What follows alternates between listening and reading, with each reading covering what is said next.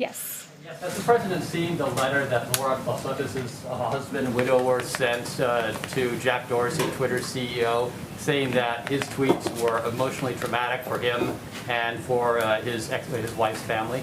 I don't know if he's seen the letter, but I do know that our hearts are with Lori's family at this time.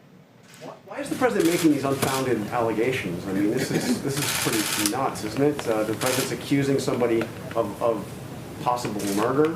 And the family is pleading with the president to please stop unfounded conspiracy theories. Why is he doing it? Well, I would note that the president said this morning that this is not an original Trump thought, and it is not. In fact, 2003 on Don Imus's show, it was Don Imus and Joe Scarborough that joked about killing an intern, joked and laughed about it. So that was, I'm sure, pretty hurtful to Lori's family, and Joe Scarborough himself brought this up with Don Imus, and Joe Scarborough himself can answer it. He's the president of the United States, and he's accusing somebody of possibly murder. I mean, this is different. He's not a private citizen. He's the president.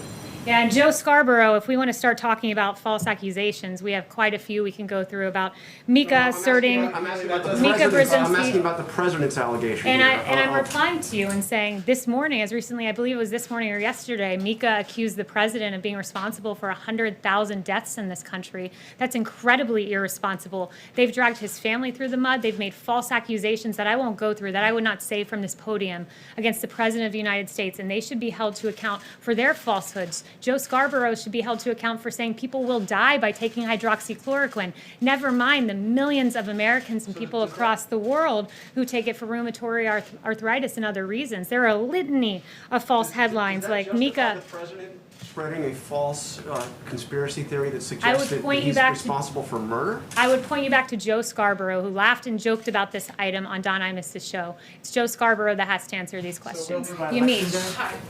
I'm going to read something really quickly. Timothy Claw Sotis wrote, quote, "Conspiracy theorists, including most recently the President of the United States, continue to spread their vile and misinformation on the platform, disparaging the memory of my wife.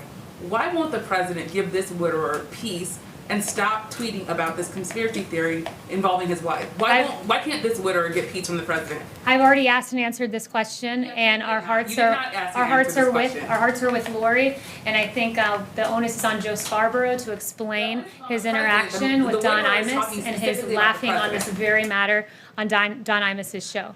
Chanel. The widower is talking specifically about the President. Are you not going to answer that? Jen. Thanks.